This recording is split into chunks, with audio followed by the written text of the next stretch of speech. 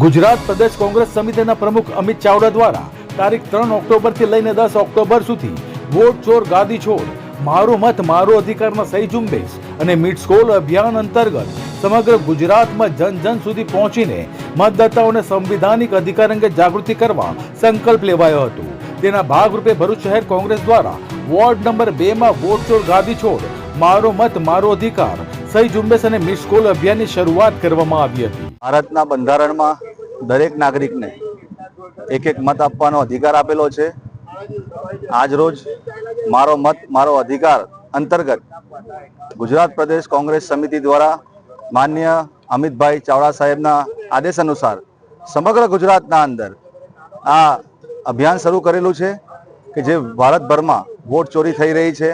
Bharatiya Janata party શાસિત કહી શકાય કે જે એનડીએ સરકાર કેન્દ્ર સરકારમાં છે તેમણે મત ચોરી કરીને આજે સત્તા હાંસલ કરેલી છે। તમે જોયું હશે કે લોકસભાના વિપક્ષના નેતા રાહુલ ગાંધીજીએ સમગ્ર દેશના અંદર અને ખાસ કરીને કર્ણાટકના બેંગ્લોરના અંદર જે વોટ ચોરી થઈ હતી એને ખુલ્લો પાડેલો છે। તેવી જ રીતે ગુજરાત પ્રદેશ કોંગ્રેસ સમિતિના સન્માનીય પ્રમુખ અમિતભાઈએ પણ જે નવસારીની 84 વિધાનસભા છે ત્યાં પણ વોટ ચોરી બહાર પાડેલી છે। એટલે વિવિધ વિધાનસભાઓના અંદર વિવિધ રાજ્યોના અંદર વોટ ચોરી બહાર આવી રહી છે। ભારતીય જનતા પાર્ટી ફક્ત ને ફક્ત વોટ ચોરી કરીને એમની સત્તા હાંસલ કરેલી છે। એને હવે કેન્દ્ર સરકારમાંથી કહી શકાય કે બરખાસ્ત કરવા માટે એની એ મુહિમને કોંગ્રેસે મજબૂત કરેલી છે અને દરેક રાજ્યના અંદર ખાસ કરીને ગુજરાતમાં આજરોજ આ અભિયાન શરૂ થયો છે।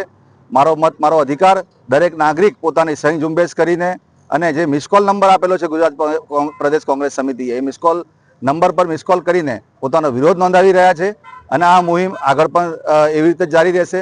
જે રીતે ભાજપે દરેક વિધાનસભાઓના અંદર જ્યાં પણ કહી શકાય કે વિપક્ષની પાર્ટીના વોટ હોય છે ત્યાં મત કમી કરવાનું ઇલેક્શનના દિવસે મત ગાયબ થઈ જાય એટલે એને કમી કરવાનું જે કામ કરે છે અને જે વિધાનસભા જે મત વિસ્તારના અંદર ભારતીય જનતા પાર્ટીના વોટ હોય એ વોટ વધુ કઈ રીતે ડબલ સંખ્યા થઈ જાય એવા વોટ ચોરી કરેલી છે। એટલે એને ઉઘાડો પાડેલો છે કોંગ્રેસ સમિતિએ।